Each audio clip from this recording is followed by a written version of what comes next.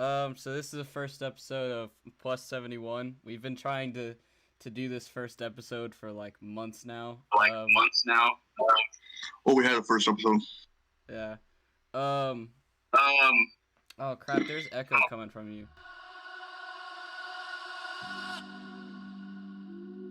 Pressing start record as soon as you walk in. Alright. I appreciate you letting me on and giving me the opportunity to do 71, episode 4.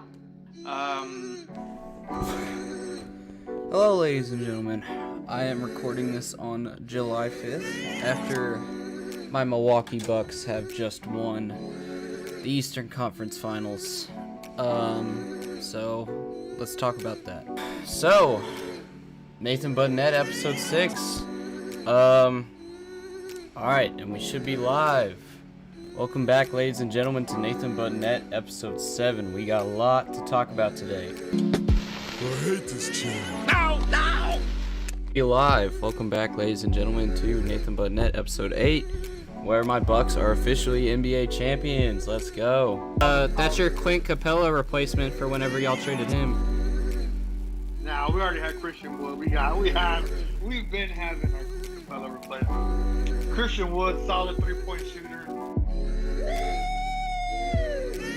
Oh, baby! That's what I've been waiting for. That's what it's all about. Woo! Also, why didn't you take this shot?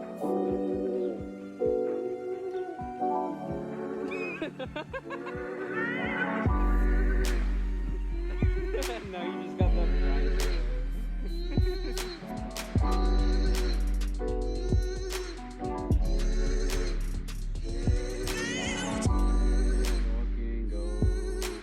So my mom actually knows how to work the thing, and I don't.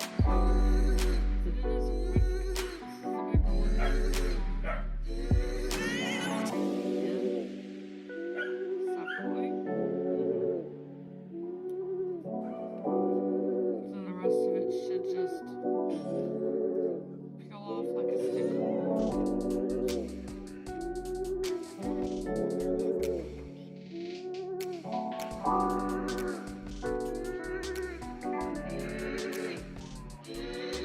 Welcome back, ladies and gentlemen, to Nathan But Net, episode 10. It's time for Nathan But Net season 2, and I got an amazing guest with me, CJ Hoop Talks. So, introduce yourself, man. Nathan But Net, episode 12. I think we should be live now. Nathan But Net, episode 13. We got CJ Hoop Talks back. Nathan But Net, episode 14, with my man Swiss Eel. And so, I thought it would be fun to dress up, because it's, the Halloween episode. Ah, there he is. What's up, my boy? Hold on. Nathan But Net, episode 17. Alright, Nathan But Net, episode 18 with my man Rundecourt. Alright. Welcome to Nathan But Net. Welcome to Nathan But Net, episode 19, or plus 71, episode 19. This is a very special episode because about what's today? The 17th? So exactly a year and 6 days ago, we uploaded the first episode of the podcast. Alright, Nathan But Net, episode 20. There are officially more episodes of Nathan But Net now than years I am alive. Nathan But Net, episode 21. Nathan But Net, episode 22. Alright, Nathan But Net, episode 23. Alrighty, we should be live. It's been a minute since I did a solo episode, guys. What's up, guys? Nathan But Net, episode 25. Nathan But Net, episode 26. So I am here with JX Remy for Nathan But Net, episode 27. Nathan But Net, episode 28. Nathan But Net, episode 29, guys. Hey, time sure does fly on, bro. I remember when the first episode of the podcast came out. I remember when you were still waiting on your first milestone of 100 subscribers. And now look at us. You're at over 650 subscribers, and you're on episode 50 of the podcast. Truly, both are remarkable milestones, bro. I couldn't be more proud for you, for the channel, and I know there's so much more content yet to come, and I'm excited to see what you make in the future, because I know I'll be tuning in, and I know that the takes might be controversial, but they'll always be proven and backed up, because I know how much time and effort you put into your videos and research. Much love, bro. Nathan Burnett episode 31, Nathan Burnett episode 32. It's more of a chill episode. We're not actually going to talk that much basketball, just some announcement type stuff. So, as you can see, I'm in a different place. Finally moved into the new apartment that I've been talking about. Alright, Nathan Burnett episode 33, guys. Hey bro, congratulations on 50 episodes, man. Love to see that your channel's growing. Nathan Burnett episode 34. Nathan Burnett episode 35, the Halloween episode. I'm excited. Nathan Burnett episode 36. Hey, I would like to say congratulations to Nathan. He's about to hit his 50th episode, and I'm not even gonna lie, that man is a grinder. That man be killing it. He's a way better grinder than Damian Lillard, bro. He's about to get championships. And when we talk about a dude who actually just like care about his community and like doesn't care what have like anything going on, because I know Nathan personally, this man Nathan will get it done. That's what I like about this dude. No cap, bro. You feel me? So congratulations, Nathan. Love you, buddy. Feel me? Peace out. Nathan Burnett episode 37, guys. Nathan Burnett episode 38 with my man JX Remy. He's Nathan Burnett episode 39. Hey Nathan, it's Mom. I just wanted to send you a video and congratulate you on your 50th podcast of Nathan Burnett. I'm proud of you for so many things, but I'm very happy that you were able to take two things that you're very passionate about, basketball and technology, and combine them into something that brings you so much joy. I hope that you're able to continue to find your passion with it. And I'm hoping you are able to continue doing what you love. All right? I love you, and I'm so very proud of you. We are going to go through what exactly LeBron breaking the scoring record means. Nathan Burnett, episode 41. Nathan Burnett, episode 42. I got my man Swish Eel back here. Nathan Burnett, episode 43. Yo, Nathan Burnett. Finally made that 50 episode milestone, huh? I remember watching you when you were like, at what, 52, 58 subscribers. You had like 3, 4, 5, 6 maybe videos up, posted at the time. And one of the things that I really respected about you was you said that you did not want any outside help to building yourself. You wanted to use your name, your skill level, your talent to build yourself up from the ground all the way up like a giant statue tower. And that was one of the things that I really respected about you, because I was like, you know, there's a lot of people out there that don't want to take the hard way to get up there. They want to use the easiest method possible, you know, work smarter, not harder type of beat. And I was thinking to myself, like, you know, you're starting off small, you're getting up there. It's going to take you a little while, but through determination, you're on your 50th episode now. And that's even crazier because you literally did all of that on your own. And I just want to congratulate you for that, because, you know, it takes a lot of determination and consistency to get to where you're at right now. And I know you're going to continuously climb even higher than you are at the moment. And I wish you all the luck, pal.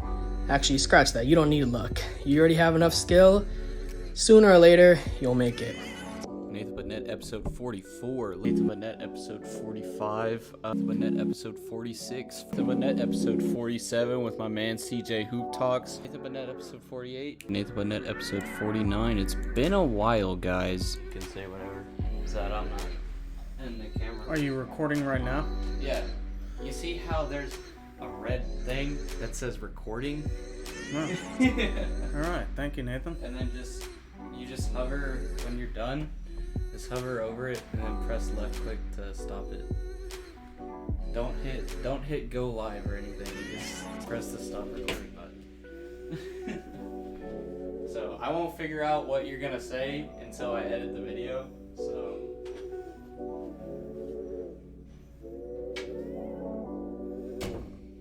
So I guess I'm doing this as kind of what do they call it?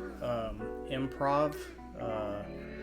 Or spur of the moment here, but got an opportunity to spend some time with Nathan, who is my oldest son, and for his birthday.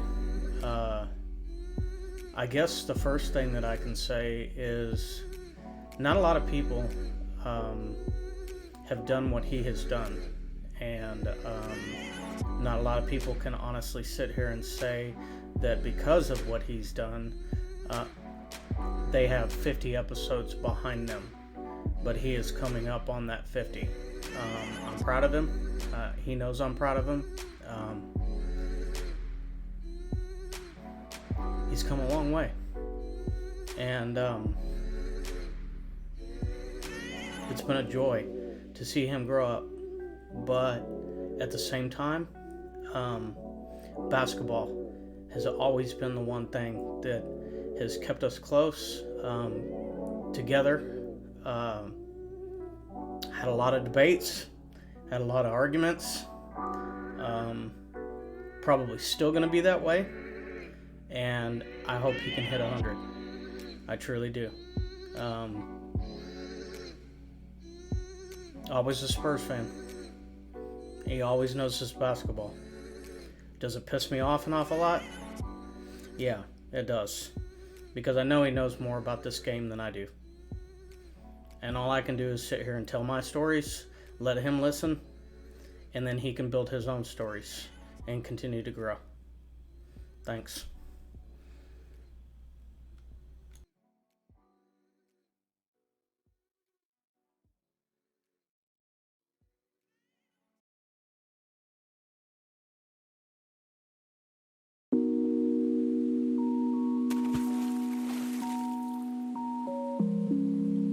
Alrighty, we should be live. Nathan Burnett, episode 50. We are here for the 50th celebration with actually a new guest that we have here called the Sixth Man.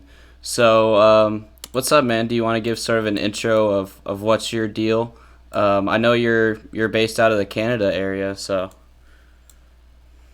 Yeah, so I actually, I've kind of bounced all around Ontario the last little while, but the name The Sixth Man, it kind of ties to Toronto. But a little bit about myself and the podcast. I guess about 2.5 years ago, middle of the pandemic, my friend and I had always talked about wanting to start a podcast, and we had always used it as a bit of a coping mechanism.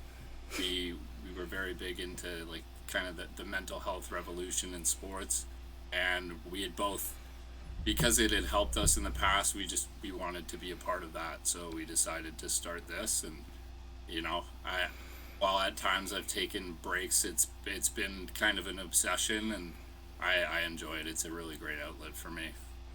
Yeah, man, that's sort of similar to how I started. Me and my friend, before I went to the college I go to now, I went to a college in Houston, and I'm actually from San Antonio. So I made a friend at that college, and we sort of joked about the Spurs Rockets Texas rivalry while I was there. So I originally started out as a duo podcast, and the podcast was more based around our dynamic of one's a Rockets fan, one's a Spurs fan. You can almost look at it as Skip and Shannon, where it's one hates LeBron and one likes LeBron. But that's sort of how it started. And the other guy, he liked doing the podcast, but he was just always busy, so he didn't really make it as big as a priority or as big as a hobby as I wanted to make it. And so he was just sort of hey, man, if you want to continue this podcast, you can do without me, because I'm just going to focus on my schooling. And I understood that because, we were both in school, but I started to do this on top of my schooling and all that. So, but yeah, I sort of rebranded it to a solo podcast, and now we're on the 50th episode. So, well, I'm happy to be a part of it. Yeah, congrats on that. You guys you're ahead of me. I think approaching episode 40 here. So. Oh, okay, nice. I mean, 40 is still a good number. I was talking to my dad, and he was like, "How are you already at 50 episodes?" And I was like, "Well, I try and do it every week, but again, with school, I usually tend to skip a few weeks." I was telling him, like, since I started this 2 years ago, if I actually did do it every week, I'd be, on like episode 130 or something by now. But Yeah, I started, I think it was February 2021, so had I kept up to every week, I would also be over 100. But yeah, it's crazy how fast once you get in the rhythm of it, yeah, how quickly you're like, I've put out 10 episodes this past couple of weeks. Like, yeah, this is crazy.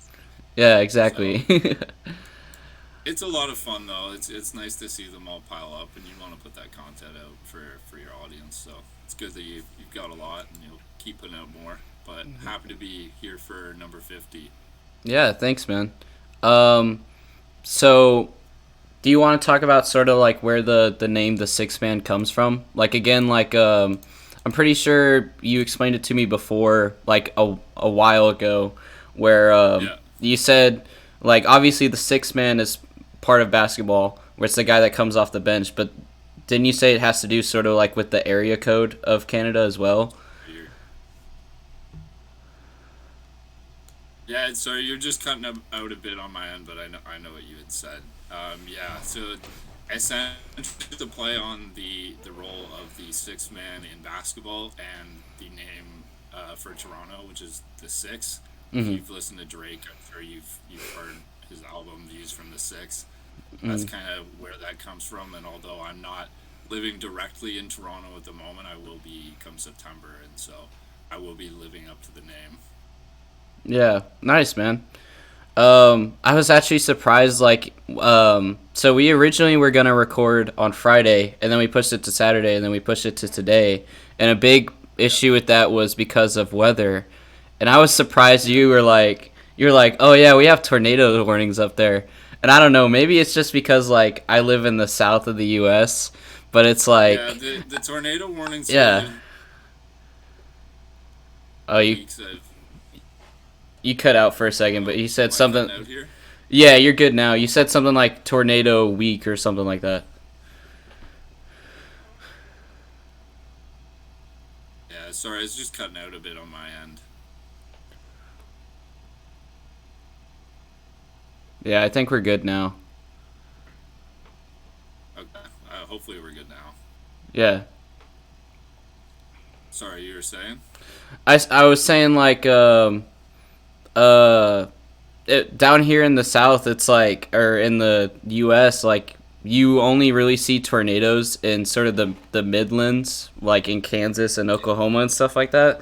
And it's like real flat land. So I'm wondering if, like, where you're at is like real flat, or like what the climate's like up there, since I don't know.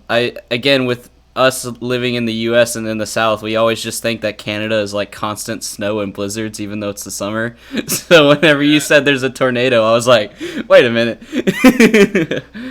It's a pretty diverse country landscape-wise. Like, you go to one end and there's like mountains, and then the other it's like there's like prairies, and it's like almost maritimes.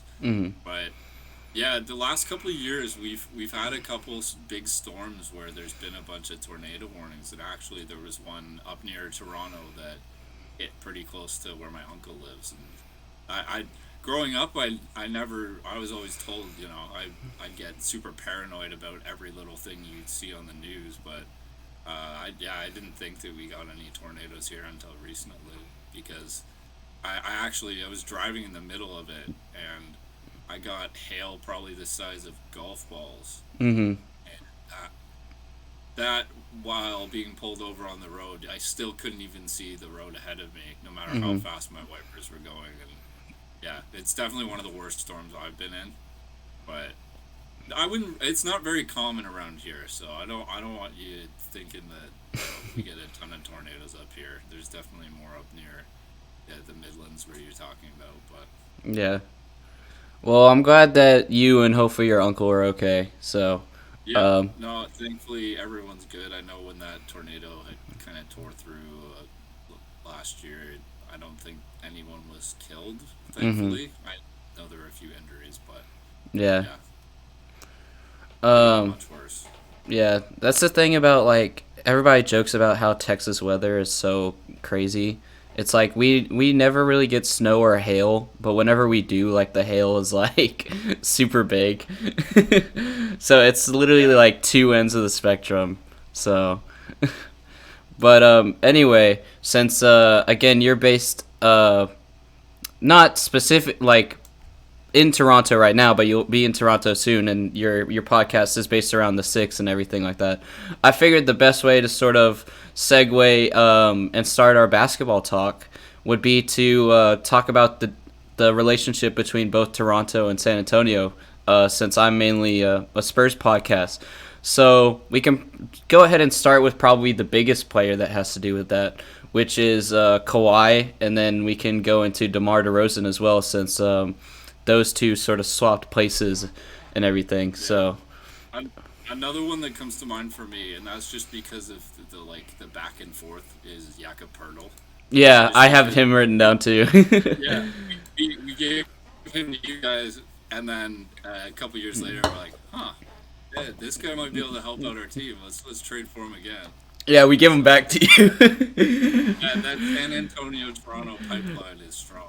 Yeah, and I think that really, like, again, like, I think that mainly started with Kawhi, and I could be wrong, but I didn't really see many, like, Toronto Spurs trades until after Kawhi. And to be fair, part of that is because of the Spurs themselves. The Spurs, like, up until, like, Tim Duncan and them left, like, never made really any trades to begin with, not just with Toronto, but with, like, anybody. Like, we always kept our players and developed them. We always kept our draft picks and just drafted what we could. We never really traded up in the draft, like, nothing like that. And then when the tank and everything started, that's when we really started trading a lot more. But I think because, you know, a few of our trades really started with Kawhi and Toronto, like, we're starting to trade a lot more with Toronto and sort of these northern teams for, you know, it's just that butterfly effect that you see not just in sports but in everywhere, where one thing can have this huge ripple. And it's like, you know, Kawhi got injured, which led him to being traded, which led to Toronto winning a championship, which led to us trading Jakob back and forth, you know. So yeah, no, I definitely think although you guys, your team's a little bit scarce right now, it's put you in the position to get Victor. Yeah. So yeah, be patient with him, because I think you got the real deal with him. But will he surpass what Kawhi was on his own? Is it worth the years of pain caused by Kawhi? The DeMar DeRozan years, which those years were pretty underrated for him. He really grew his playmaking a lot there. Yeah. Oh, sorry. I thought. Yeah. No, you go ahead. So, the biggest thing with Kawhi, and I feel like we'll see with Victor as well, is, like, I say it probably every single podcast episode, but the Spurs are, like, the, like, base for development in the league. Like, they really are the best at, like, developing their players and everything like that. Because if you look at, and I've brought this up in the past, but if you look at Kawhi's scouting report, it basically said, I may get this backwards, but it said, like, he was really good at defense but couldn't shoot. But again, I could have that backwards. It may have said, like, he could shoot but couldn't play defense. It was one or the other. But either way, like, Kawhi has really become, like, you know, this elite shooter. Like, you know, you have that Toronto versus the 76ers buzzer beater and stuff like that. And then his defense alone can speak for itself. You know, he won the Finals MVP for the Spurs because he was locking up LeBron and everything like that. So the Spurs really like drafted him and like built up what he was missing. And I feel like we can do that with Wembanyama as well, because I want to talk about him here in a little bit and sort of his mindset that I think he has. And then with DeMar DeRozan, we did that as well, where DeMar DeRozan has like amazing shooting and an amazing mid-range, which I sort of want to touch on. I love DeMar DeRozan's mid-range shot, but he's still like, besides the exception of Kyle Lowry and like Fred VanVleet for Toronto, you didn't really see him playing like too much in like a team system. And the Spurs is like all like a team system. So it's like whenever we traded him to the Spurs, he had to give up the ball a lot more and everything like that. And people started talking about like, oh, we're not utilizing him to his best because, you know, his points per game went down and all this sort of stuff. And it's like, well, no, we just need him to be this puzzle piece in our system. And so we're sort of molding him into that way. And I think DeMar DeRozan was a great player for both Toronto and the Spurs. It's just, you know, people were used to seeing one thing in Toronto and they weren't seeing it in San Antonio. But it doesn't necessarily mean one is better than the other. Yeah, and I think his resurgence in Chicago kind of shows that he was never really a different player. In fact, the whole time he was getting better. The playmaking, he never really had those kind of touches next to Kyle Lowry. Mm-hmm. He was always a secondary ball handler, but he was never the primary. And in San Antonio, he really was, aside from DeJounte Murray when he kind of came back from that ACL tear. I'm sure you remember that, but yeah. Yeah, with DeMar and Kawhi, there's the whole Kobe influence there. Because I know when you were talking about the scouting report with Kawhi, when Kawhi came into the league, he wasn't really this shooter. He was more just like, you know, you've heard the thing, board man gets paid. Yeah. But that's really what he was up to that point. Was he's a defensive-minded player, and he had kind of a hitchy, awkward jump shot. And he really, when he came into the league, he put a lot of work in. I'm not sure if he worked directly with Kobe or just studied Kobe, but I know there was a lot of influence there. Although his jump shot's a little bit weird. If you've noticed, like his arms where he shoots are so high. Yeah. It's like he shoots from like a foot above his head. Because you know that they say don't shoot from your chest, like shoot from higher up. Yeah. The ball's never even below his head. Yeah. it's weird, but it goes in. Like, it makes for an amazing mid range, and yeah, like the DeMar, and everyone knows the DeMar and Kobe influence there, and he's clutch. I remember last year when he hit those back-to-back game winners in Chicago. I don't know if at the time you were upset about having lost him, but I know I would have been watching that. Yeah. And like it's great that you mentioned like his really high release, because that's something that I've really talked about with Victor as well. Is the way I sort of explained it to people, because everybody is like, oh well, Victor is so tall and he's got this amazing height and wingspan, but they don't really talk about what that means. They're just like, oh, a tall guy in basketball, of course he's going to be good. But they don't talk about what that truly adds. And I think, oh my god, I have freaking alarms going off. I'm sorry. I think that was actually my alarm for 9:45, since we said we were going to start at 9:45. But with Victor, like, he's already like 7'4", but on top of that, he has his wingspan, and he's like fully extending his arms and then shooting it. So the way I explained it is, like, you look at people like Harden. Harden's got his signature step back and stuff like that. Curry sort of sometimes does a similar step back, and he shoots from wherever on the court. And you got all of these sort of point guard and three-point shooter players where they're creating space, but they're creating space on the floor horizontally. by doing their step backs and everything like that, doing their crossovers, getting screens, whatever it may be. Victor is so tall that he's creating that space for himself by being himself, where he creates that space vertically, where he has enough room where he can just shoot over like anybody. Like if he pops even just a little bit, the elevation, there's no one like Evan Mobley might be the only player who could even contest it. Yeah, exactly. And it's like you're not, and you even said like contest it, probably like no way block it. And when the tallest shooter also has like almost like perfect form to where he doesn't quite shoot behind his head like other people. I forget who's the player he kind of chucked it behind his head.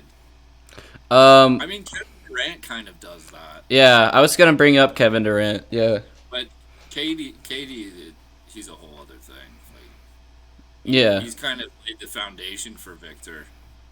Yeah, everybody compares him to KD, and I think like for good reason, because again, like sort of with Demar, like I talked about how like Demar has like a really good mid range, and so does KD.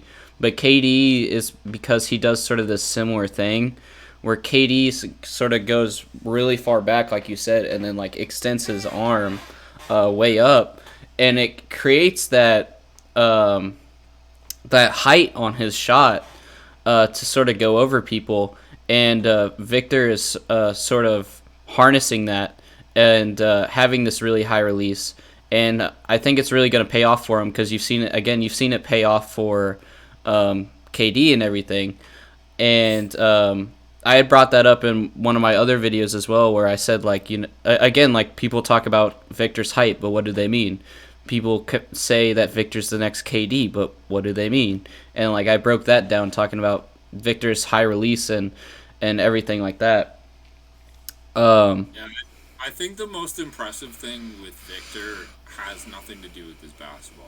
If you hear him talk outside of basketball, and you hear his mind and like his desire to kind of soak up information and play the best according to his body and his, you know, his attributes and his skill set, he's already practicing the skyhook. If he perfects that, the league's broken.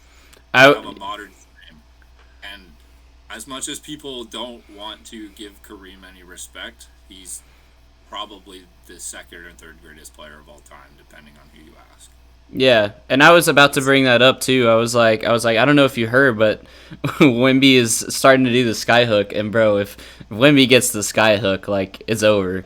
Because I mean, he has everything else. Like I was gonna bring up, I don't know how much you watch Summer League, but if you watch like some of his international plays and like his Summer League plays, he's literally blocking threes on people because, like, there's no way to shoot over him on the three-point line. All he does is stick his arm up, and the ball just hits it.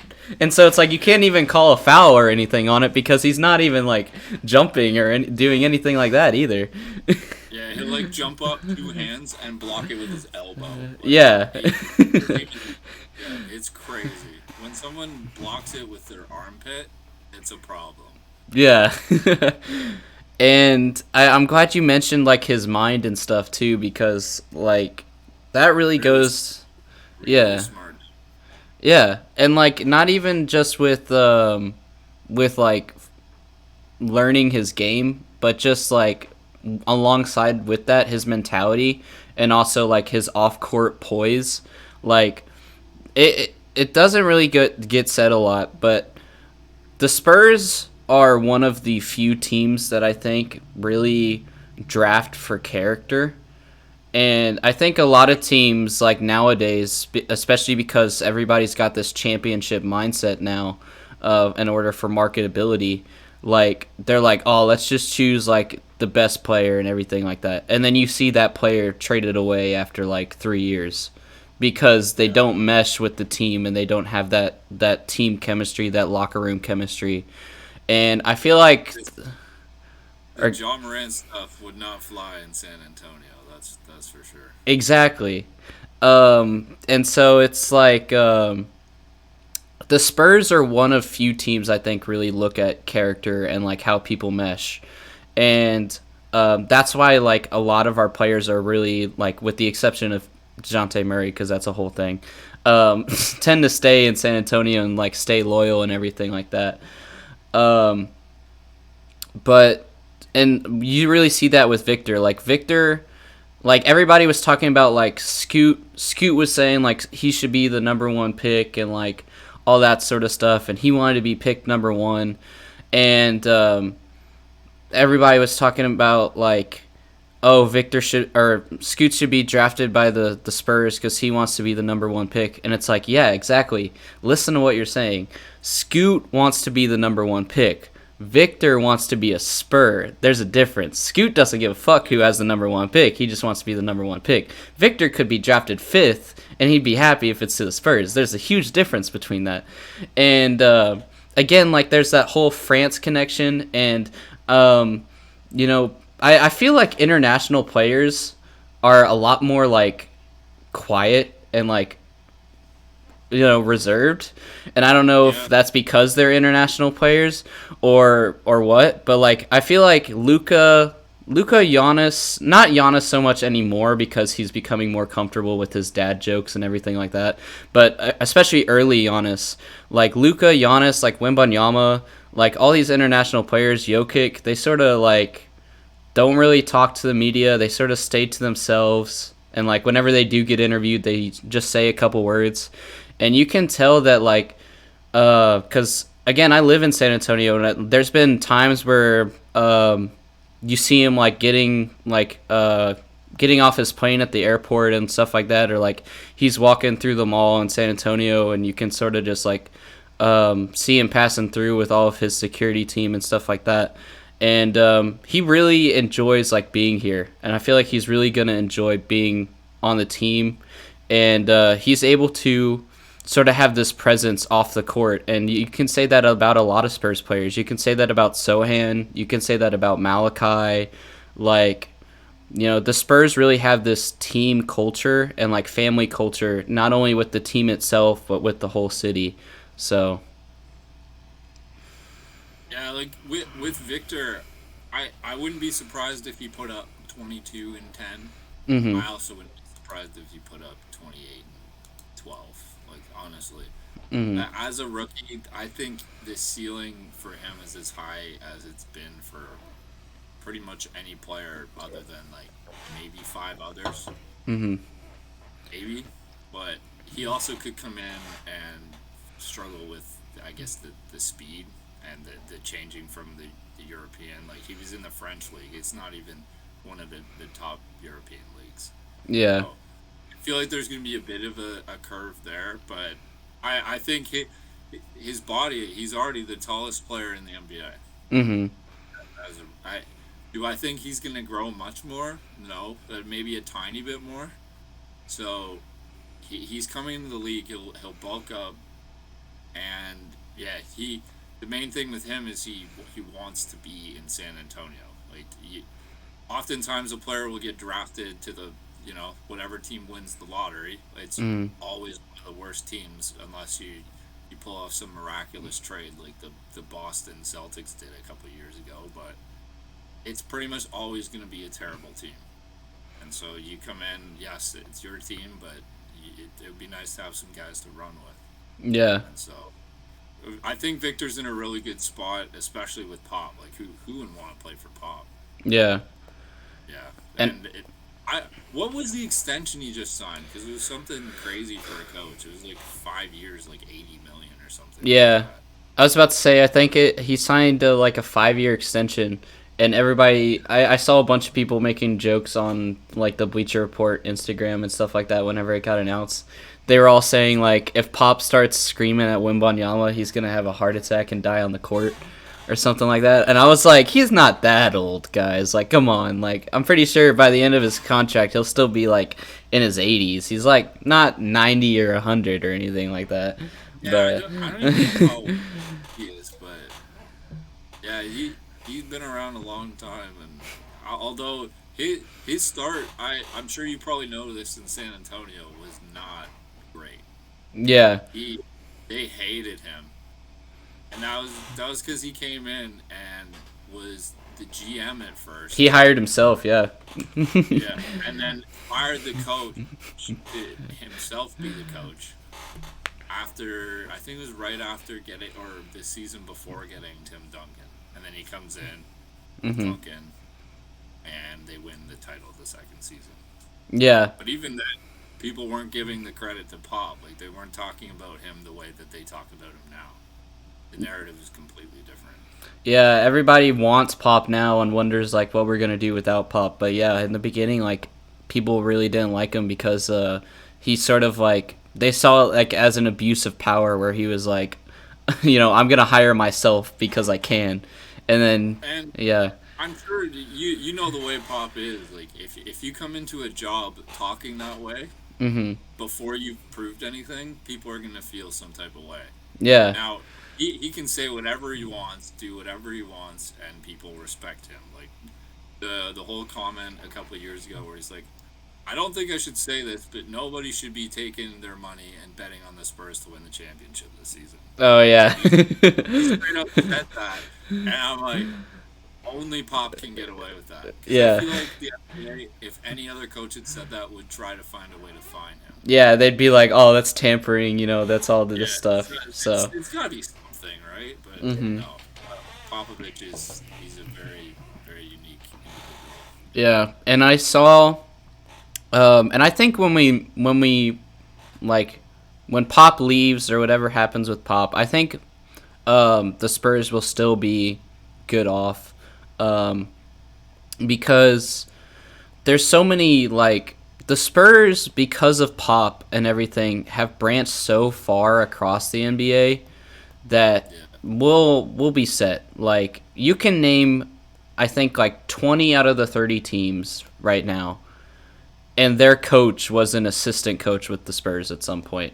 Like, you have Steve Kerr, you have Monty Williams, you have Mike Budenholzer, you have, Tom Thibodeau. Yeah, exactly. Every single one of these coaches. The coach of my favorite team, the Knicks, is under the Popovich umbrella. Yeah, and so we'll goes everywhere.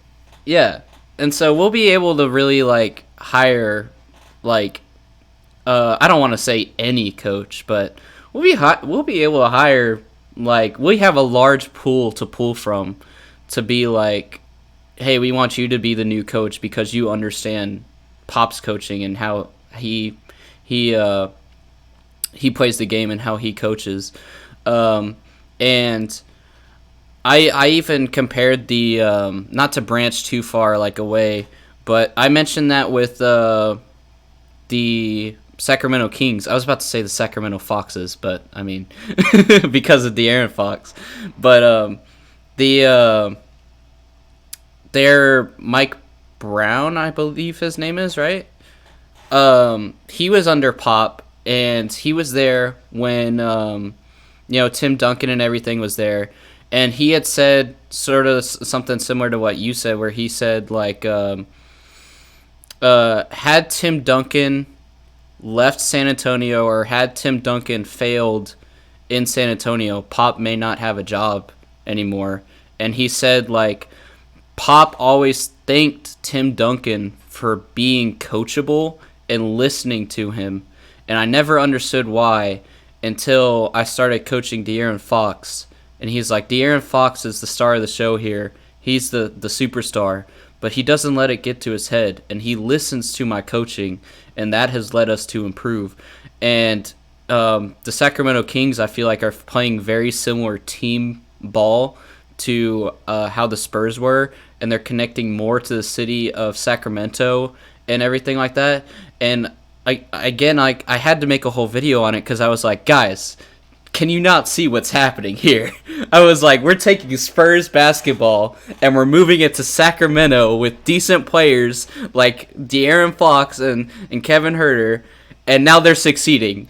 And I was like, it's because Spurs basketball succeeds wherever you take it. They had the most efficient offense of all time. Yeah. Last year, the Kings were unbelievable offensively. The way they used Sabonis, Mm-hmm. the way they kind of used all their role players, and like, man, Los Angeles was kicking themselves that they gave up Malik Monk. Mm-hmm. 'Cause I thought he should have been Sixth Man of the Year. Mm-hmm. But who was it? Brogdon? Brogdon won it. Mm-hmm. Yeah, and he deserved, but I thought it should have been Malik Monk. Yeah. And again, it's just they're moving the ball around so well, and that just goes to like not being selfish on the team, which I feel like a lot of teams have to struggle with now because they have that star player. But it's like with the Spurs, it's like, you know, it doesn't matter if you're Wembanyama or DeJounte Murray or something like that. It's like you're gonna pass the ball, and it's the same thing in Sacramento where it's like, you know, everybody's gonna get a little bit of time with the ball in their hands and score a little bit. And they sort of, you know, how people in economics talk about like diversify your income and everything like that. Have your money coming in from several different areas, and you know, that's what they're doing in basketball, where it's they're diversifying the ball and the assist. So it's not like you have one guy that has, you know, 60-point games and stuff like that. You have everybody on your team is having, you know, 25-point games consistently, you know. Yeah. So that's why I think like a lot of super teams, and especially in recent years, have been failing, is because you have such a high volume of your shots going to like 3 specific players. Honestly, if even one of them has a bad game, you're putting yourself in the position to most likely lose. Whereas teams with, like, say, a Jokic and a Murray, who kind of let the game come to them, and yes, I would say that it's 2 superstars, they're very patient in the way that whoever is hitting shots, that's who they give the ball to. And same with Milwaukee. There will be games where you'll see Bobby Portis go for, like, 28 and 12, and that's because in the first quarter, he hits 2 threes, and then the entire Bucks team just starts feeding him. And, you know, you got to have that feel on those nights where, you know, one of your role players is hitting shots and one of your stars really isn't. Like, Drew Holiday is a good example of that when we're talking Bucks, is he'll have a game where he shoots 12 for 20, and then he'll have another game where he shoots literally 2 for, like, 16. It's pretty painful. And, yes, he does make up ground defensively, but when you, as a singular player, miss 14 shots, you're not putting yourself in a position to win. And that's why kind of spreading out the touches and spreading out the basketball, it's always more effective, but you have to find a way to do it while kind of implementing that superstar, that Giannis, that LeBron. That's why LeBron was able to succeed at such a high level in the East, but always seem to run into like something a little bit better in the West. Mm-hmm. Like, you know, the Spurs in 2014, the Spurs in 2007. Mm-hmm. You could say the Warriors teams, but I don't even want to go down that road with the 2017 Warriors. That I think everyone, when you bring up what Kevin Durant did that summer, I think pretty much everyone's like they just get a weird feeling in their stomach. Yeah. For basketball was a complete wash. Mm-hmm. And for some reason, I still watched it. Yeah. And then after that, like, the super teams started, like, everybody tried to make super teams, and it started failing because of exactly what we're talking about now. Yeah. And it really is high risk, high reward. Like, it very rarely clicks the way it did in Boston. And even there, it only clicked for one season. Most of the most iconic big threes are ones that have kind of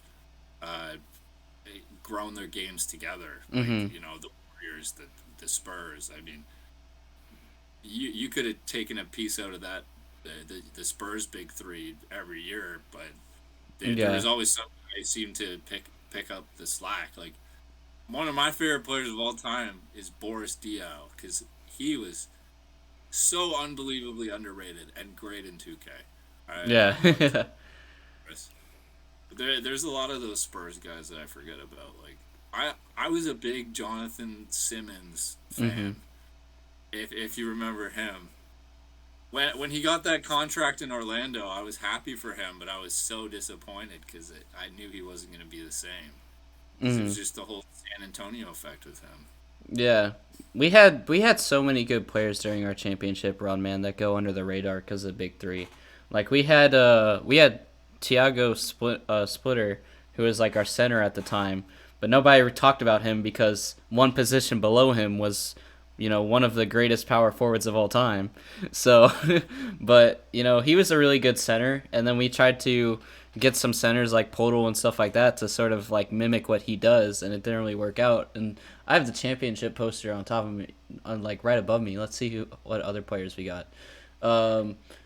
Danny Green, he paired up with Kawhi for a couple years, and then after Toronto, he got traded around everywhere like a hot potato, and nobody really discusses him. He did win another title. He won, what was it, 2 in a row, 3 in a row? He won with Toronto, and then he won the next year in LA. Oh yeah, he went to LA, and then after LA, didn't he go to I think he tried to go Philly? Yeah, he went to like the 76ers or something, I'm pretty sure. And then he started doing really bad. And then he he tore his ACL in Philly, and then they dumped him. Mm-hmm. I want to say it was either Memphis or Cleveland. Mm-hmm. Those two. Yeah, I think he's playing in Memphis now. Yeah, that sounds about right. I think he started off in because he played for Cleveland this year. I should have remembered that. I went to see them. Mm-hmm. You talked about you and your buddy who were Rockets and Spurs, mm-hmm. kind of playing that rivalry. Kind of towards the end of season 2 for our show, me and my co-host Ed, his name is, we really played into our two favorite teams because they were playing each other in a playoff series. Mm-hmm. It was the Knicks and the Cavs. And so, me not really expecting what was going to happen there, I'll ride with the Knicks even if they're down 3-0. Like, I don't care. I'm just them being in the playoffs is something exciting for me. Mm-hmm. So I said to him jokingly, like, oh, Knicks in 4. But then I said, oh, well, we have tickets to Game 5. I want Cleveland to win one game so that I can watch them get eliminated in Cleveland. And sure enough, we go to Cleveland for Game 5. The Knicks are up 3-1. Mm-hmm. And me, along with every single Knicks fan on the way out from that game, are best friends because we just watched New York eliminate Cleveland in their home arena. Mm-hmm.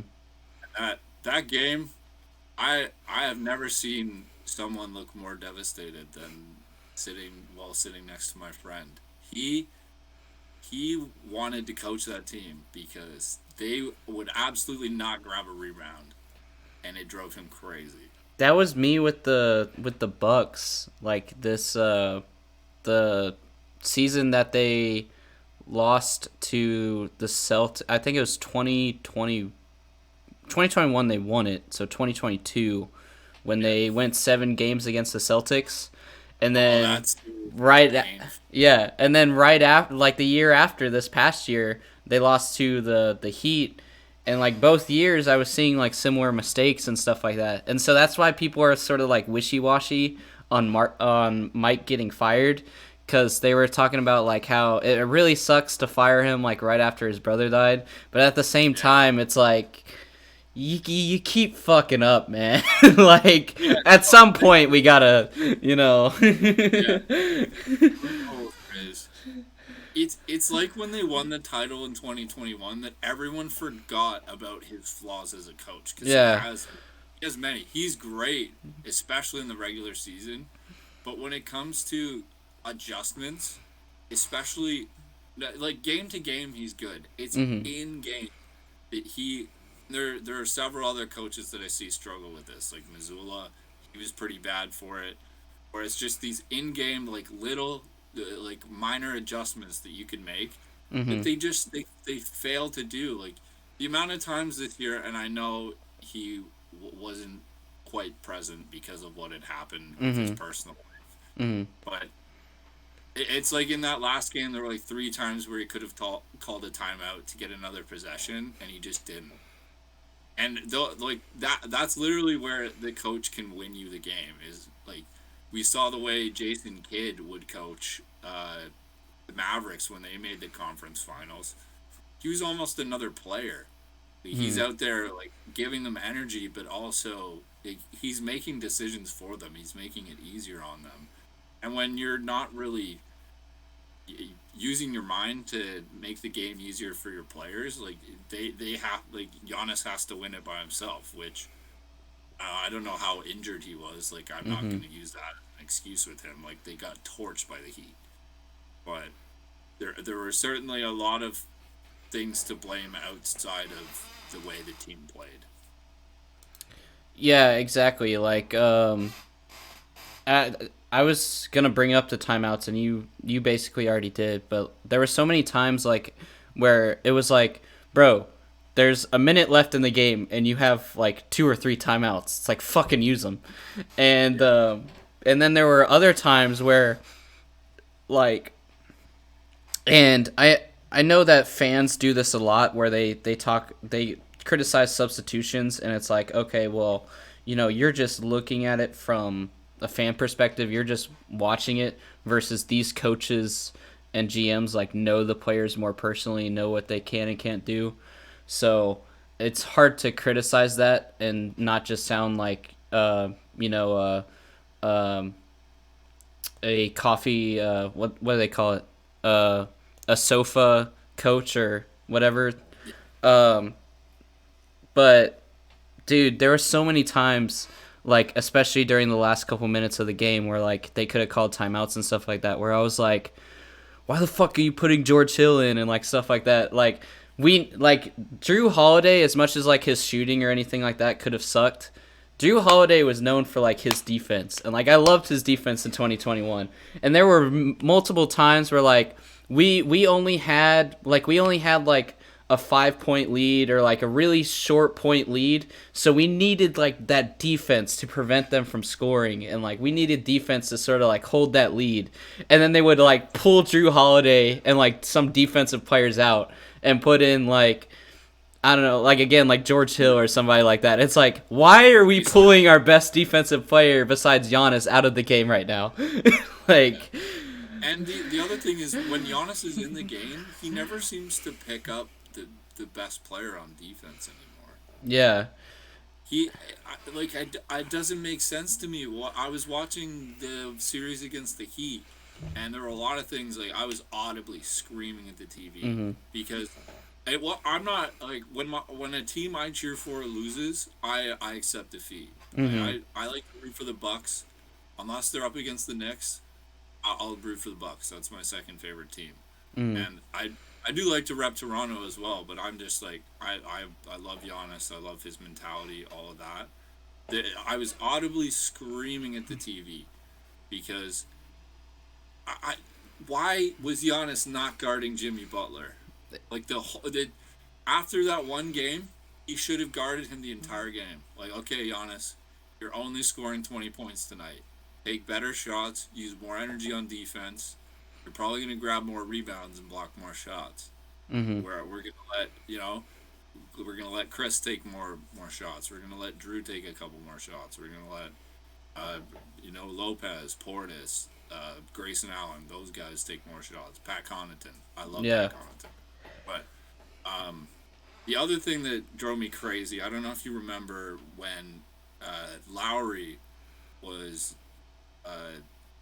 It was the back and forth between Lowry and Drew Holiday the one game. Drew kept trying to isolate on Lowry, and it was like 3 possessions in a row where he did that. The first one, I think he missed the shot. The second one, he turned it over. And the third one, Lowry straight up stole the ball and came down and scored. That third time, I'm literally screaming, pass the ball. Like I could see what was happening, but there was just no adjustments. And like, I'm not a part of the team, so who do I blame? Like, I'm just a guy watching at home. And this is another thing Austin Rivers, he says this, is it's really easy to sit and watch film and know what have been done. Mm-hmm. But when you're present, like on the court, the game moves so much faster, and the decisions have to be so much faster. And as a result, you see those lapses in judgment and in execution. Yeah. So I don't know. I hope the Bucks can bounce back, but honestly, I don't think they're gonna win the title again for a couple of years at least. They're gonna have to retool. And Yeah. I just think it's getting to the point now where they're too old. Mm-hmm. Like aside from Giannis, like you got Lopez who's aging, Middleton's on the wrong side at 30. Holiday, although I think he's going to be good for a long time, he's on the wrong side at 30, and they're making like $30+ million. Mm-hmm. It'd be really hard to build a championship team. Yeah. You're paying dudes who could potentially be regressing the next couple years. I really don't know what the future holds for them, but I still love watching them, and I'm here to watch Giannis average 30 for the next 5 seasons. Yeah. So. I've never heard it phrased like that, the wrong side of 30, but I do like that phrasing. But yeah, man, I agree, because it goes back to something we mentioned earlier about like consistency, like when we were talking about Sacramento and everything like that, and we had brought up Drew Holiday. But I haven't done it, I think, the past couple years, and I want to get back into it. But when the Bucks won the championship, I started doing this thing where it was basically like every playoff series or a moment from the playoffs, like as a meme. And it's so like it would be like the 2021 playoffs summarized in 7 minutes with memes or whatever it was. Yeah. And even in the 20 I summoned in one, Fish Middleton. Yeah. And Fish there Middleton. but there was one moment, like even in the 2021 playoffs where we won, you could still see those issues where like for whatever reason, once Giannis got injured, they started going off, like going crazy. So I've had like a section in there where it was like Chris Middleton before Giannis's injury, and it was a raccoon in the trash, and then it was like Chris Middleton after Giannis's injury, and it's Goku going Ultra Instinct. Well, we've all seen the meme where it's like this cycle of Chris Middleton being overrated, prime Michael Jordan, and then it's like, and they're all like, he's here right now, trust me. Yeah. He's about to be prime Michael Jordan again. Yeah. And after that, you have to deal with it being overrated. Yeah, exactly. It's crazy. Some of the shots Middleton's made in the playoffs are like flat out ridiculous. Mm-hmm. I remember that one against the Celtics where he tied it. He took it to overtime. Mm-hmm. That was like, it was like from half court. Yeah. That shot was nuts. Yeah. How much time do we have here? We got about like 10 to 15 more minutes. So, we already talked a lot about Toronto and the Spurs. We talked a lot about the Bucks and sort of everything like that. I guess what we can talk about is since you are from the Canada area, sort of your if you have any opinions on past teams like the Vancouver Grizzlies and what the NBA should do with expansion with teams like that, like the Seattle Supersonics maybe coming back.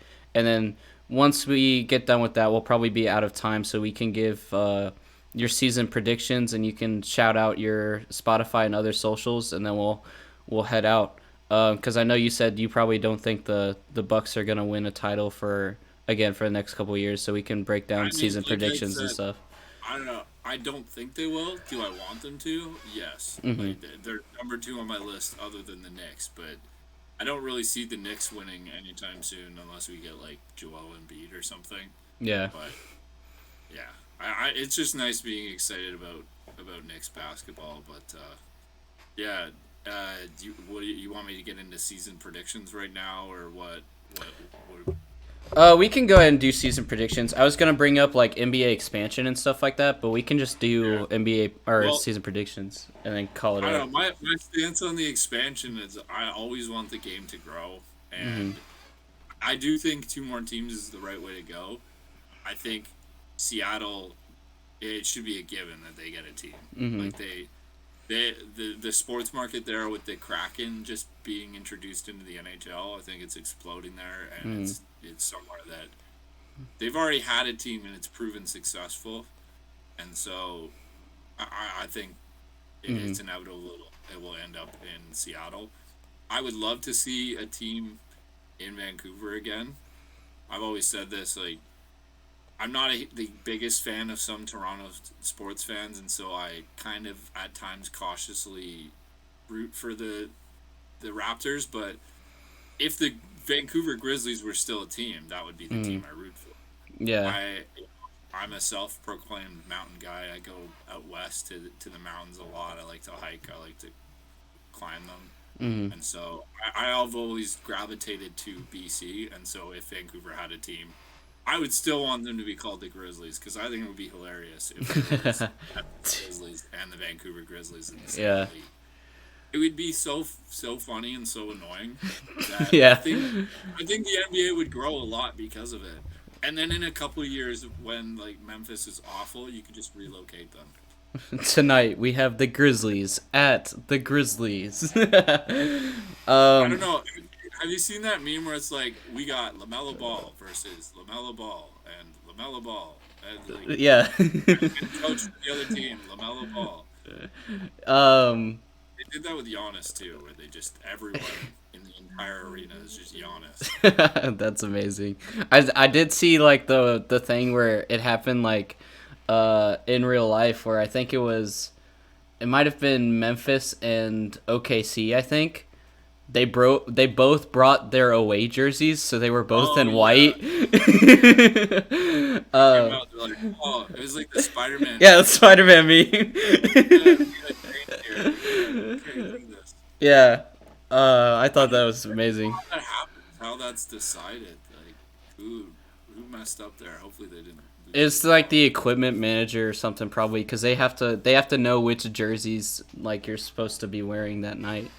But back to the expansion quick. I also would love to see a team either in Ottawa or in Montreal. I think there's the market there. Yeah. There are a lot of Canadian players, and I've talked a lot about the rise of basketball in Canada. With FIBA coming up here, our team is loaded, and I think we're gonna win the tournament. But Montreal is a very underrated basketball city. There's like Lou Dort, Benedict Mathurin. I forget. There's a couple other guys that have come out of there that are like really good and have a lot of upside. So Montreal and Ottawa would be good ones. Yeah, those are just like really interesting cities. Like they're not just. I feel like there's a lot of cities here in Canada where it's like they're just buildings. Like there's no character to it. There's no like. Substance. So refresh my memory is because this is going to go into the point I wanted to touch on. Is Montreal and Ottawa more east, or is it west like Vancouver? No, they're pretty much, you can think about it in Ontario. So Montreal's just outside. It's about 2 hours away from Ottawa. So it's on the west side as well. No, they're over towards the east. Oh, okay.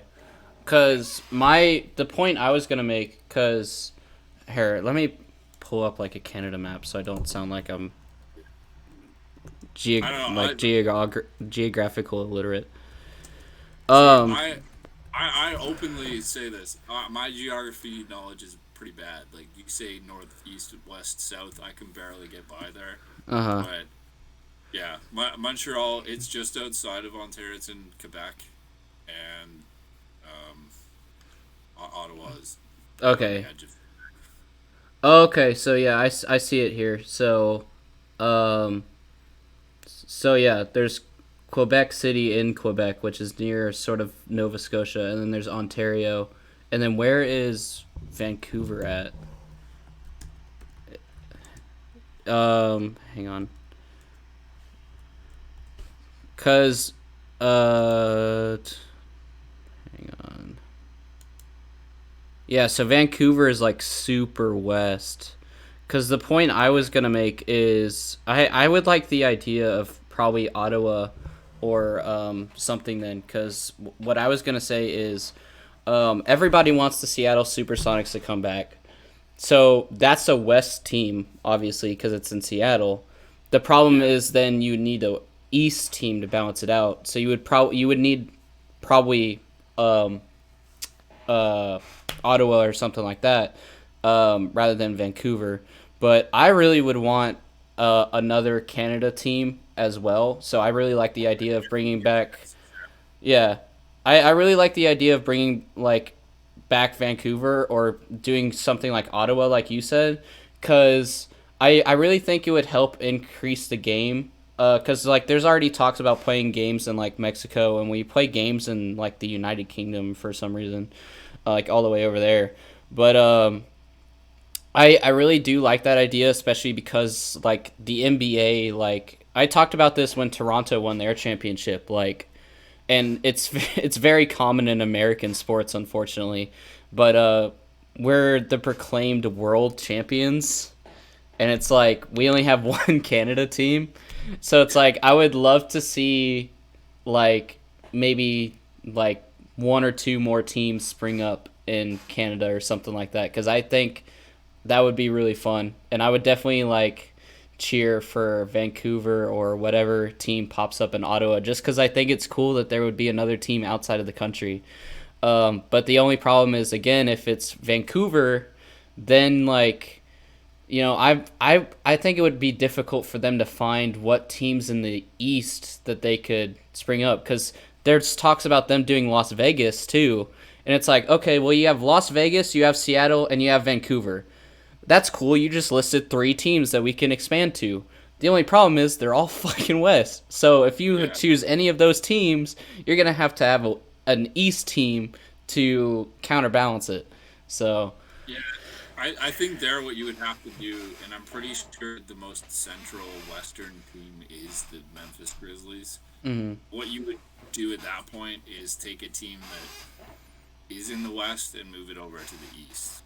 yeah, that's possible, because I know the Spurs, like we had the slogan when we were winning championships, like best in the West or whatever, but we are like almost like dead center in the country, and then like I can't remember if Dallas is considered West, probably, because it would probably be our conference, but I'm pretty sure like Houston is further east, and Houston is considered West, I'm pretty sure, because they're also in our conference. So it's like, it would be weird to have Texas teams in different conferences, but Texas is so big that it's like you could honestly like split like the Spurs into the West Conference and Rockets into the Eastern Conference, even though that would fuck up the whole rivalry and advertising with that, you know, so.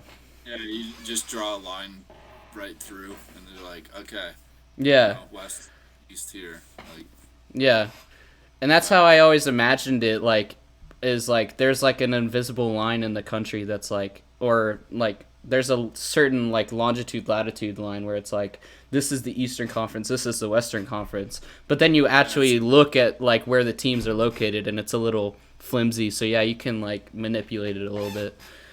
well, it's your sports brain dividing the country. You're like, okay, this is the NHL, this is this is the NFL, this is the NBA. So, but you could move Minnesota as well. Minnesota, another team that's like pretty close to the center, I'm pretty sure. Yeah. You know better than me. It's been a long time since I've looked at a map of the US. Yeah. But. Well, at least we're being fair. I didn't know Canada geography, and you're trying to remember your U.S. geography. But I think Minnesota is a little bit more east, so I don't know. It's like mid, because like where I'm at with San Antonio is like. Conference, that's the thing. That's probably the first team I would move, if not for Memphis. Yeah. Like I said, I don't have a map in front of me. Yeah, if Minnesota is considered west, then they would probably definitely move east then. Because Minnesota they call it the chef's hat. Because it's like, if you go to like where Louisiana is, basically, and then go up that's like where Minnesota is. So it's like more eastern. So if they're west, then yeah, they could probably do that, and then they could make they could add like 2 teams to the west and then move 2 teams to the east or something like that. So or do like 1 and 3. Like it really depends on what they decide to do. But here's another question: is at what number does the league just get watered down to where it's not exciting? Because I realize as the years progress, that the talent pool is going to get more potent, but essentially expanding is going to dilute it a little bit. yeah.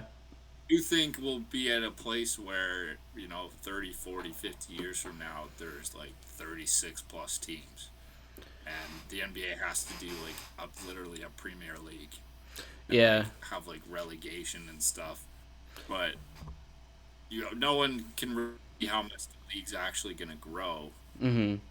I think that's one big reason they haven't expanded already, because everybody makes the argument that like, oh well, the NFL already has 32 teams and they're thinking about expanding again to 34 NFL teams, and it's like, yeah. The NHL just got up to 32, and they're already talking about another city. Like, Kansas City. Yeah, the thing what I was gonna say though is like everybody, what's it called? Everybody makes that argument where it's like all these sports are 32 teams and the NBA is still 30, and it's like, yeah, but the thing is the NFL, you have 11 players on offense and you have 11 players on defense. In the NBA, you have 5 players that are playing both offense and defense, so it's like it's a lot smaller roster, so it's a lot harder to expand because of like what you just said, and so the talent gets more spread out, and that sort of starts to make teams more like mediocre and things like that, where rather than having this team that has some 80 overalls, some 90 overalls, that's the best way for me to put a value to it, is 2K overalls. I know it's bad, but I know that's a bad comparison, but I'm like, wait, this guy is awful in 2K. How is he good in real life? I yeah, can't possibly beat that. But just to put a value to it, like it, like you said, it dilutes it, where it's like, okay, this team has like 290 overalls and like some 80 overalls and stuff like that, and then you expand, and then it's like, okay, now every team has like a bunch of 70 overalls and like a couple 80 overalls. It's like it really dilutes it, like you said, and I think that's the main reason they haven't expanded yet. So I think if we go to 32, that would probably be the cap, unless we get like a bunch of crazy draft picks or something like that like come in, like, we have a bunch of more Scoots, we have a bunch of more like people from this draft class, we get some new generation LeBrons and Kobe's and all that sort of stuff. So yeah, I think with the play-in and stuff, that's the biggest indicator to me that Adam Silver is not content with the current state of the NBA. So I wouldn't be surprised if there is some huge change to the format, and they have like two separate leagues, like NAL and like just like in the MLB. Yeah, where the regular season becomes so much more important because the playoff is a lot shorter. There's a lot less teams. I think in baseball, it's not a lot of teams get into the playoffs. Like you have your wild card round, and then it's like you play like 2 rounds, and it's the World Series. Yeah, and what's it called? I saw Adam Silver, like, he basically said he wanted to demote teams if they keep tanking, which I don't think that's really going to be possible, or how he's going to do that, because that would be very difficult to organize. And like all the legality and commercialization that goes into that. But he basically said, like, if you keep tanking or your team is in the bottom of the conference for 3 years in a row, you're becoming G League, and your G League team will be your NBA team. But it's like, you can't that's not really going to be doable because then you're going to be switching teams out back and forth, and like there's all that branding and stuff like that goes into it.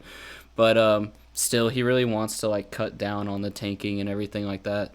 So yeah, they're going to have to figure out a way, if they do expand, to sort of inject talent into like all these like new teams and keep it exciting, because I know that's been like a huge complaint about the NBA for a while, is that you either have this one team that's like crazy good, like the Warriors or something like that, that's going like 73-9, that's just destroying everybody, and that's not really fun.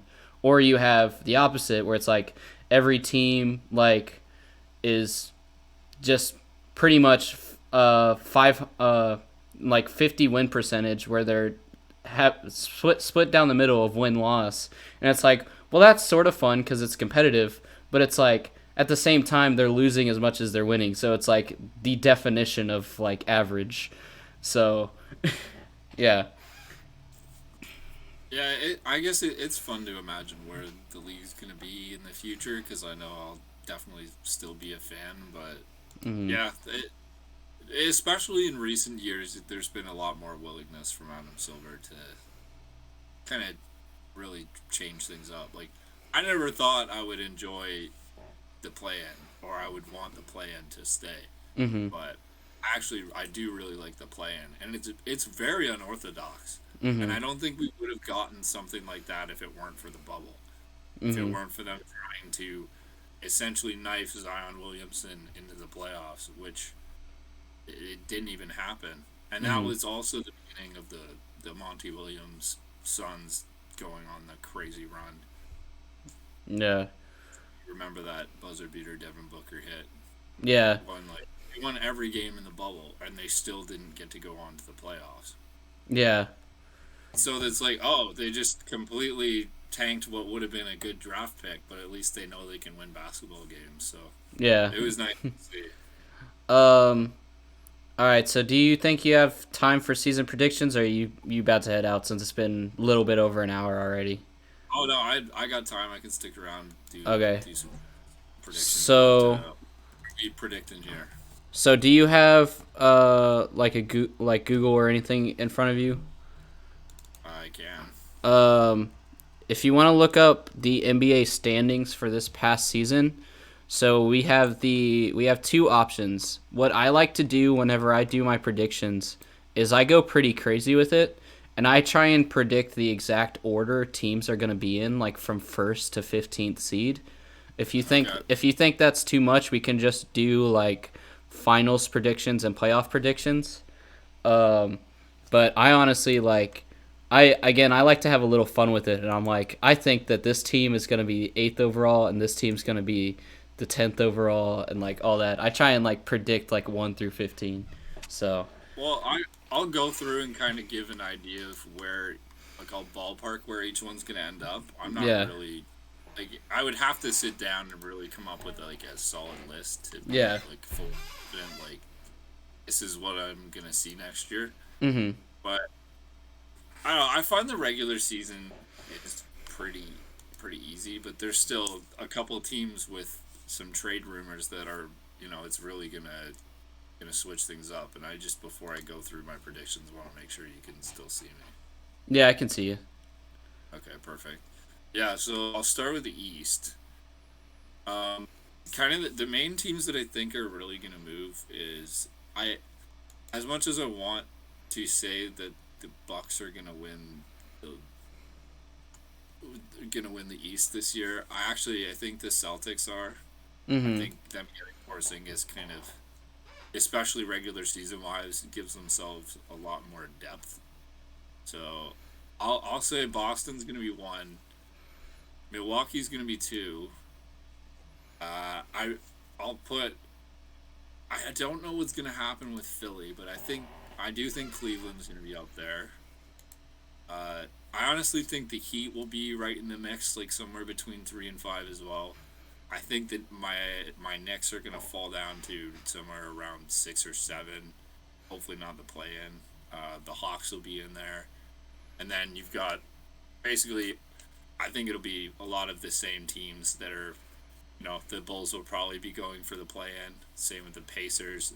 One of those teams will, have some sort of injury and will fall off a bit.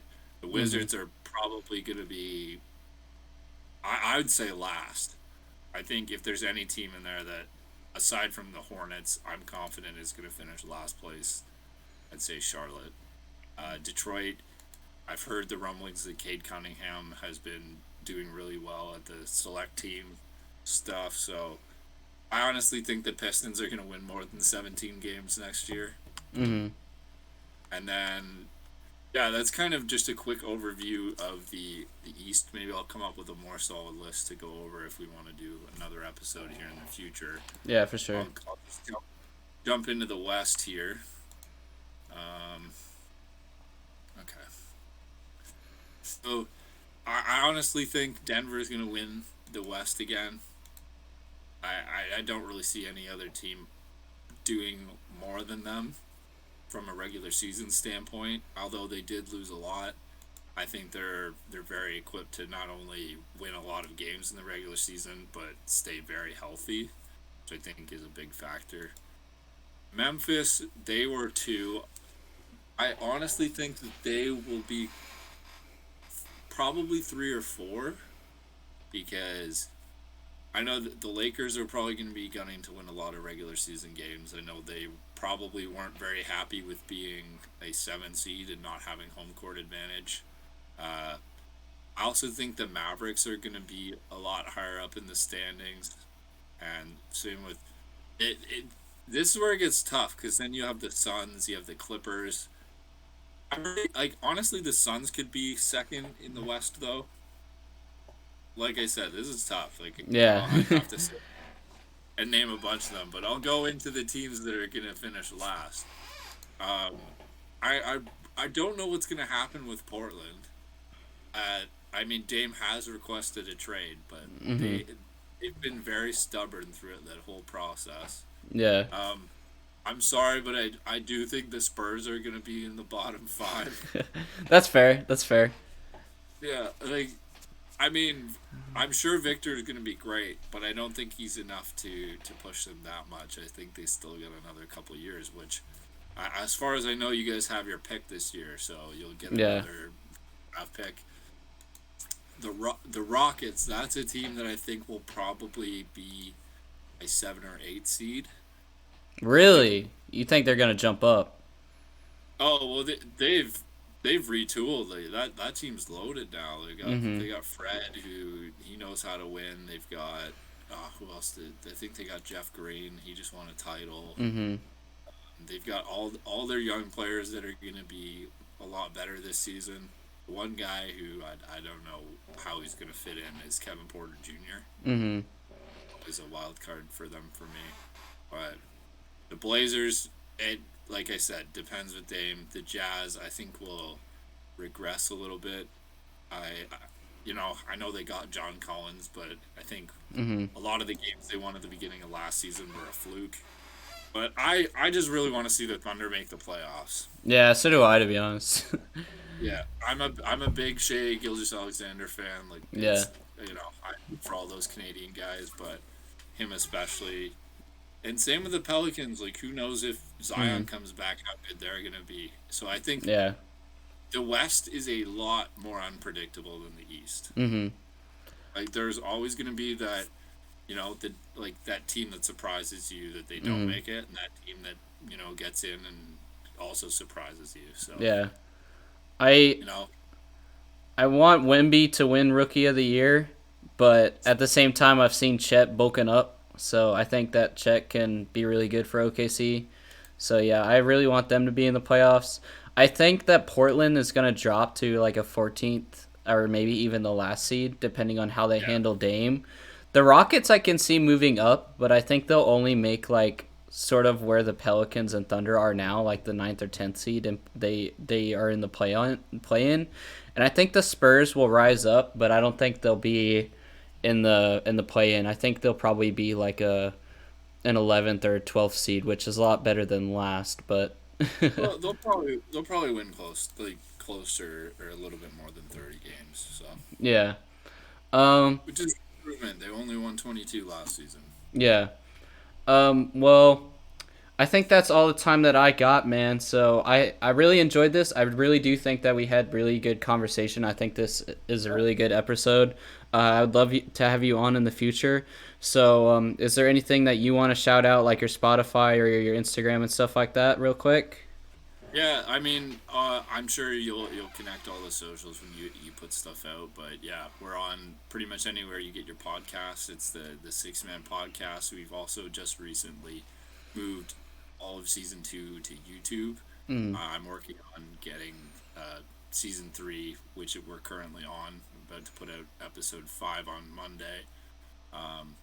Just looking at getting everything onto YouTube, but it's a process for me. It's a busy time of year. I'm trying to find a new apartment and that. So definitely when September hits, we'll be doing the weekly uploads. But yeah, if you've ever struggled with your mental health, or you just like sports, you like you want just a bit of community, like we're really just trying to build a platform where people can decompress, connect to mental health resources, and also help destigmatize a little bit. Like, I want it to feel a little more casual for the everyday guy, just to be like, hey, I'm struggling today. I'm not doing great, doing good. And even just like making the conversation feel a little more, what's the word? Like it's just the destigmatization. Like, making it more casual and less. It is a big deal, but it's not. If that makes sense. Yeah. So, just trying to help the guys and girls out who aren't quite as comfortable talking about things. Yeah. It really just, I want it to be just a place where you can laugh and connect, and yeah. Hopefully an outlet for someone, even just one person. I'm happy. That's really cool, man, and that's great that you do that. I do have a bit of a surprise for you, and this will have to come later, so you'll have to text me for it. But I used to do this thing with my guest, and I want to sort of maybe bring it back for 50th episode. But what I basically used to do is I create and it goes well with the fact that we were talking about NBA expansion. I basically create a fantasy team for the guest. And what that includes is here later on, whenever you're free, you can text me basically a location and then a mascot, and I will, with my Photoshop skills and all that, I will make you an official logo for that team. So I originally had like the guy who was a co-host with me that first started this podcast. He did like the something like the Mexico City, or no, it was the Padre Tropics or something like that. He did like a really tropical place, and then he called it the Tropics, so the logo was like a palm tree and stuff like that. Mine is the Tokyo Kyubi, because I watched like a shit ton of Naruto. So mine is basically because obviously I can't use any like copyright or anything from Naruto, so I don't have the 9 tails on there, but I have sort of like the 9 foxtails and stuff like that. And sort of made my own version of like the 9 tails and stuff like that. And I had my buddy do the Baltimore Twin Beast. So I made a Baltimore logo with intertwining dragon heads and stuff like that. So yeah, man, just text me a city or location and whatever you want the mascot to be, and then I'll make a logo and I'll send it to you, and I'll put it in the episode too. So I think I know what I'm gonna do. This is kind of a go-to fantasy name for me. Uh-huh. But yeah, this is mine. It's the New York Thicks. Thicks? The logo is just the Kyle Lowry meme. Yeah, how Big Booty Lowry can be the mascot, like that.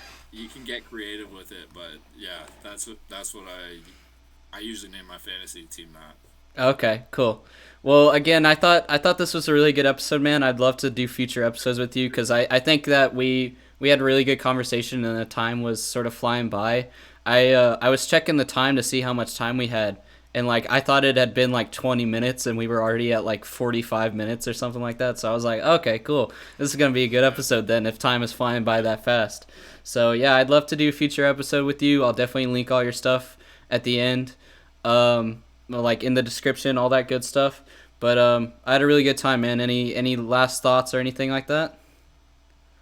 Yeah, just congrats on 50 episodes. I'm excited to, I'm a fan. I'll watch the next 50, and hopefully the two of us, we can keep working together and keep growing a bit more. And yeah, I'm just happy to have been here.